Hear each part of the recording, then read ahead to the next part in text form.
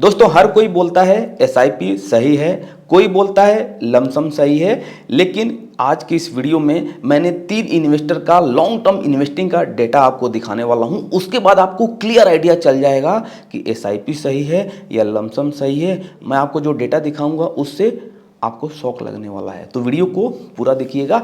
कुछ भी अगर आपको डाउट है तो आप लोग मुझे इंस्टाग्राम पे पिंग कर सकती हो। अब हम बिना किसी देरी के इन दोनों का कंपैरिजन देखते हैं, लास्ट में डेटा दिखाऊंगा।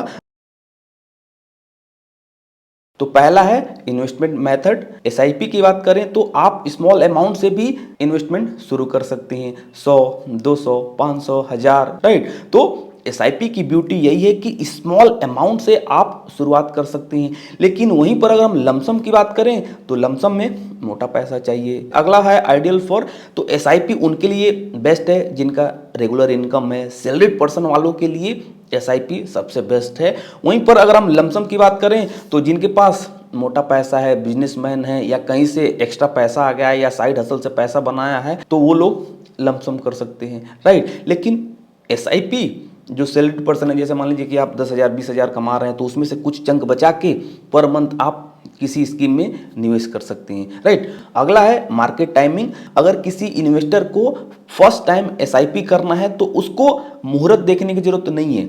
मार्केट ऑल टाइम हाई पर है या मार्केट ऑल टाइम लो पर है, वो किसी भी समय अपना एसआईपी शुरू कर सकता है। इट मीन्स एसआईपी करने के लिए आपको मार्केट को टाइम करने की जरूरत नहीं है। लेकिन वहीं पर अगर हम लमसम की बात करें, मार्केट ऑल टाइम हाई है, मार्केट का वैल्यूएशन रिच हो गया है और आपको 10 लाख किसी स्कीम में लमसम करना है, तो ये समझदारी है क्या? नहीं।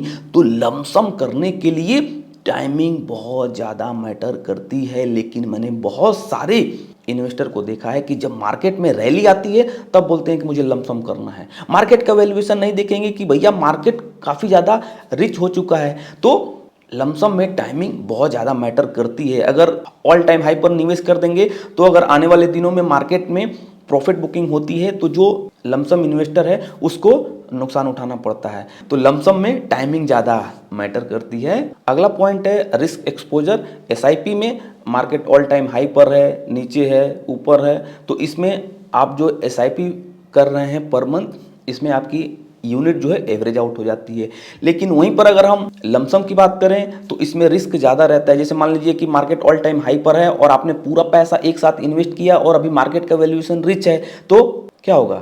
इसमें रिस्क ज़्यादा होगा, क्योंकि आने वाले दिनों में अगर मार्केट गिरेगा तो आपको ज़्यादा नुकसान होगा। जैसे मान लीजिए कि आने वाले दिनों में मार्केट में 15 से 20% का करेक्शन हो गया और आपने 10 लाख निवेश किया, तो भैया नुकसान तो होगा ना।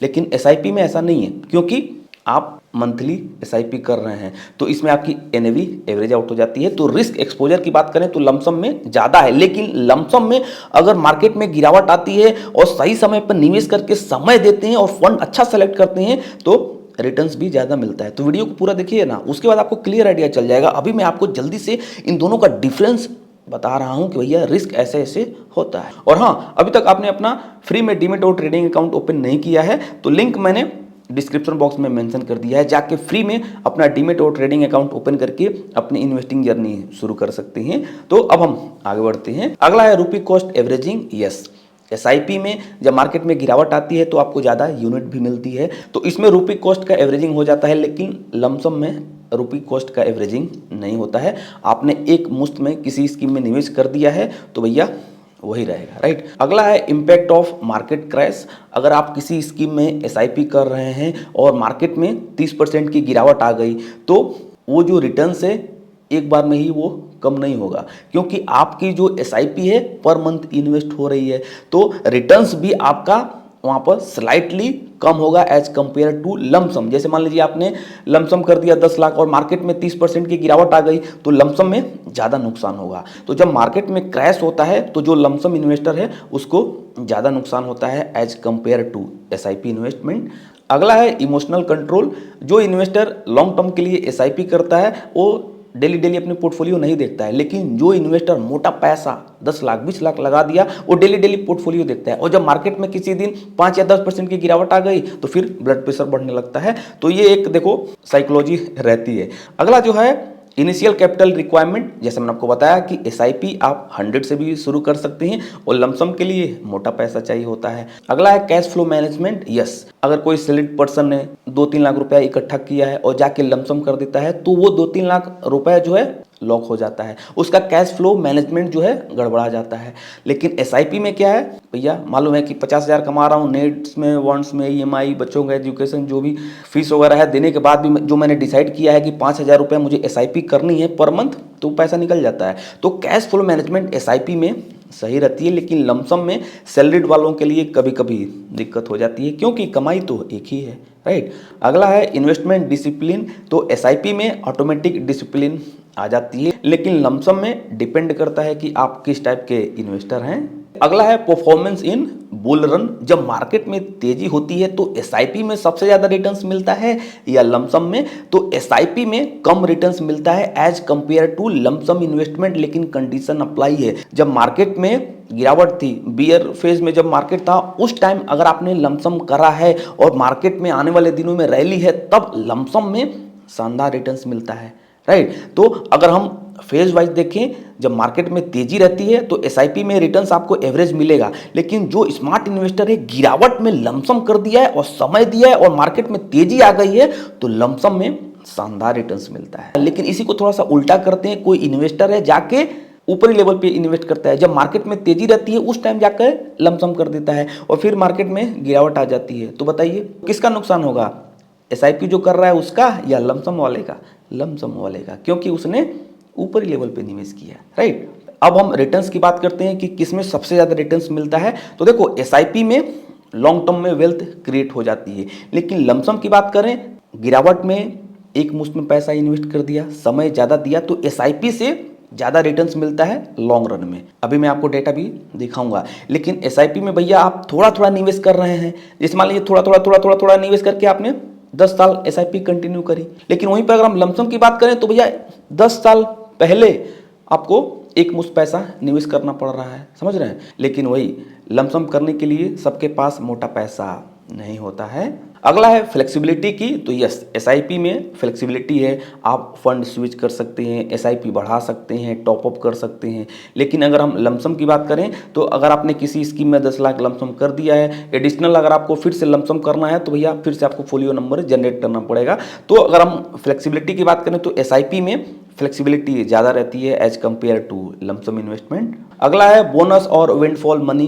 कहीं से भैया अचानक पैसा आ गया है तो उस पैसे को जो एसआईपी इन्वेस्टर है क्या कर सकता है, अगर मार्केट सस्ता है तो वो लमसम कर सकता है। उसी प्रकार से जो लमसम इन्वेस्टर है, कहीं से भैया पैसा आ गया है, विंडफॉल या बोनस का पैसा, तो लमसम कर सकता है। तो अगर मान लीजिए कि कोई इन्वेस्टर है, उसकी कोई एग्जिस्टिंग एसआईपी चल रही है 5,000 10,000 की, और कहीं से उसने ज़मीन बेचा या उसके डैडी फादर ने कुछ गिफ्ट करा है मोटा पैसा या बोनस से पैसा मिला है, तो उस पैसे को वो उस स्कीम में लमसम कर सकता है। कब? जब मार्केट सस्ता रहे तब, या उस पैसे को थोड़ा थोड़ा ग्रेजुअली एसटीपी या टॉपअप के थ्रू निवेश कर सकता है। तो इस तरह भी बहुत सारे लोग करते हैं। अगला पॉइंट है बिगनर फ्रेंडली। तो एसआईपी बिल्कुल बिगनर के लिए सॉलिड है, क्योंकि इसमें आपको बहुत कुछ सीखने को मिलेगा कि मैंने इस स्कीम में निवेश किया है, 6 मंथ में कैसे मार्केट ने बिहेव किया है, तो मेरा रिटर्न्स कैसे रहा है। लेकिन लमसम की बात करें, जो बिगनर है, मार्केट के बारे में नॉलेज नहीं है, किसी ने बोल दिया है भैया जाओ इस स्कीम में निवेश कर दो, तो उसके लिए रिस्क ज़्यादा हो जाता है, क्योंकि मार्केट ऑल टाइम हाई है, जाके लमसम कर रहे हैं, पूरा पैसा एक ही स्कीम में निवेश कर दिया, रिस्क नहीं देख रहे हैं, रिस्क नहीं ले सकते हैं, और जाके माइक्रो कैप या स्मॉल कैप में निवेश कर दिया शॉर्ट टर्म के लिए। तो ये सब देखना बहुत ज़रूरी है। तो जो एक बिगनर होता है उसके लिए बहुत ज़्यादा चैलेंजेज होता है, तो एसआईपी बिगनर के लिए सही रहती है।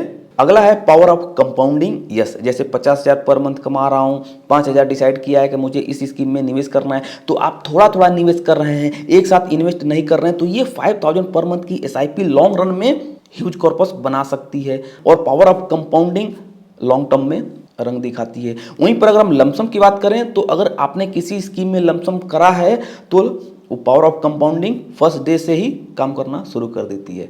तो पावर ऑफ कंपाउंडिंग में लमसम में ज़्यादा वेल्थ बनता है अगर आपने समय दिया है, फंड का चुनाव सही है। लेकिन एसआईपी में भैया थोड़ा थोड़ा, ये भी तो देखो, आप थोड़ा थोड़ा पैसा दे रहे हैं लॉन्ग रन में। लमसम में 10 साल पहले आपने 10 लाख रुपए निवेश किया, और ये जो SIP इन्वेस्टर है ये 5-5 हज़ार करके 10 साल में निवेश कर रहा है, राइट। तो ये भी जरूर देखिए आप, राइट। अगला पॉइंट है वैल्यूएशन सेंसिटिव। यस, SIP में कोई दिक्कत नहीं है, कभी भी निवेश करिए, मार्केट सस्ता है, महंगा है, राइट। लमसम में यस रिस्क बहुत ज़्यादा है, मार्केट एक्सपेंसिव हो गया, जाकर फंड खरीद रहे हैं तो रिस्क आपके लिए ज़्यादा हो सकता है। अब मैं आपको कुछ डेटा दिखाने वाला हूं, तब आपको क्लियर आइडिया चलेगा कि SIP सही है या लमसम सही है। तो यहाँ पर मैंने 3 इन्वेस्टर लिया है, रवि जो कि SIP कर रहा है, मोहित जो कि लमसम कर रहा है, अमन है SIP कर रहा है विथ 10% टॉपअप के साथ। तो इन तीनों का एक बार रिटर्न्स समझ लीजिए, उसके बाद आपको आइडिया चलेगा, राइट। तो रवि देख सकते हैं कि इसने डिसाइड किया कि 10,000 पर मंथ की मैं SIP करूंगा, कोई टॉपअप नहीं करा है, 20 साल का इसका इन्वेस्टमेंट है, 14% का रिटर्न्स मिला। तो इसने 20 साल में 24 लाख इन्वेस्ट करा, राइट। तो इसके पास जो कॉर्पस बन रहा है 20 साल में 1 करोड़ से ज़्यादा, 1.18 करोड़, राइट। वहीं पर अगर हम मार्केट टाइमिंग की बात करें तो क्या इसने वेट किया क्या कि मार्केट में तेजी है या गिरावट है? नहीं, SIP में मार्केट को जज करने की जरूरत इसको नहीं पड़ी। वहीं पर अगर हम रुपीज कॉस्ट एवरेजिंग की बात करें तो यस, 20 साल में कभी मार्केट ऊपर गया, कभी नीचे, कभी ऊपर, कभी नीचे। तो ये 10,000 का जो इसने SIP शुरू करा था एवरेज आउट हो गया, तो इसमें इसको रुपीज कॉस्ट का बेनिफिट मिला। तो रवि यहाँ पर सैलरीड पर्सन था, तो भैया थोड़ा थोड़ा अमाउंट जोड़ के देख सकते हैं कि ये 20 साल में 1 करोड़ से ज़्यादा का कॉर्पस बना लिया। वहीं पर अगर हम रिस्क की बात करें तो रिस्क लो था, बिना हेडक का देख सकते हैं 14% का रिटर्न्स भी मिल लिया। बहुत सारे लोग बोलते हैं कि भैया SIP बकवास है, लेकिन भैया 13 से 14% का रिटर्न्स मिल जा रहा है। निफ्टी का अगर 20 साल का रिकॉर्ड देखोगे तो 13 to 14% है, राइट। वही 14% सिंपल सा हम लोग रिटर्न्स लिया है। 14% की CAGR पर इसने 10,000 की SIP को 1 करोड़ से ज़्यादा का कॉर्पस बना दिया है, राइट। सिर्फ इसने समय दिया है। वहीं पर अगर हम इन्वेस्टमेंट डिसिप्लिन की बात करें तो भैया वही, तो इसने डिसाइड कर लिया था कि 10,000 मुझे महीने इन्वेस्ट करना है तो करना ही है।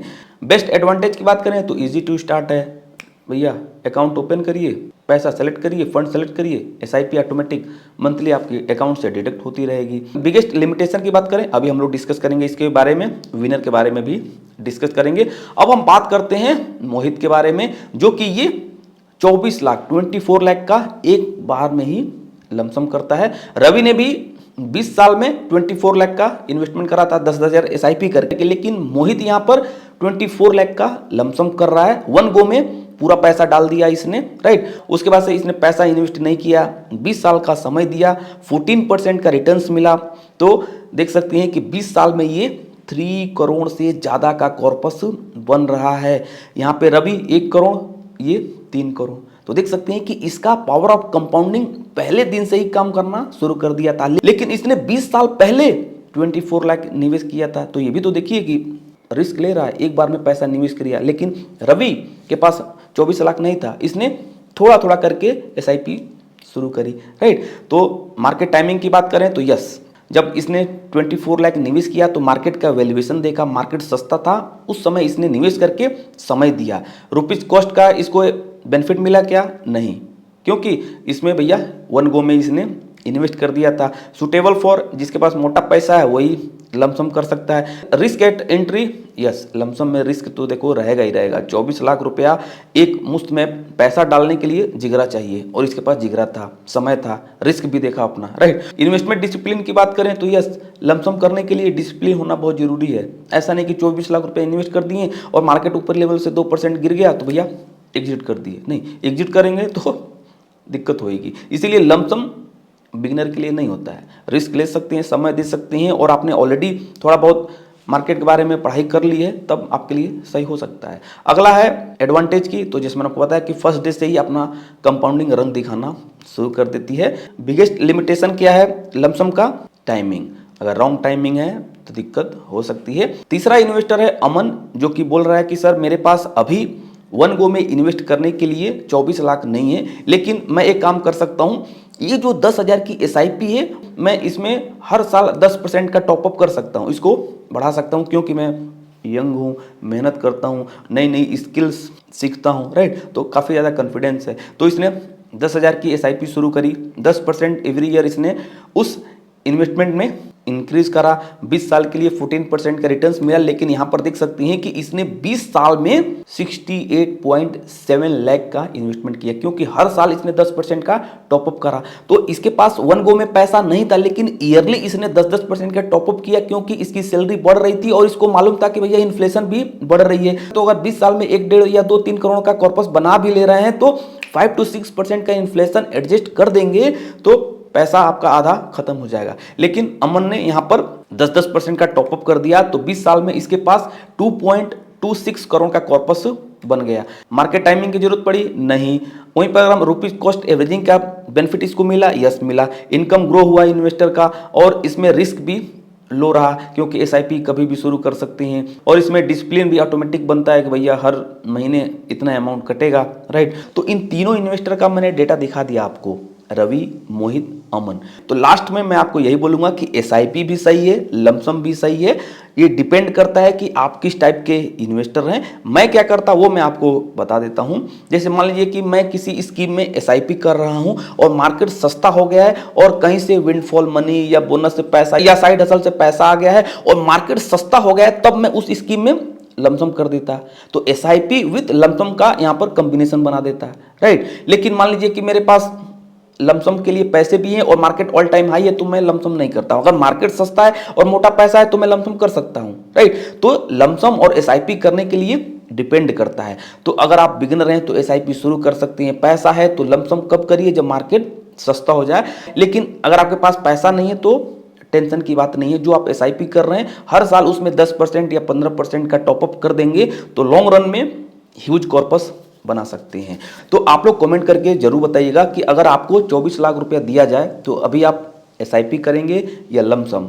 आप लोग कमेंट करके जरूर बताइएगा। तो यहाँ तक वीडियो देखने के लिए आपका बहुत बहुत धन्यवाद। तो इसी तरह से फाइनेंस को इजी लैंग्वेज में समझने के लिए इस चैनल को सब्सक्राइब जरूर कर लीजिएगा। तो मैं मिलता हूँ अगली वीडियो में। Thank you.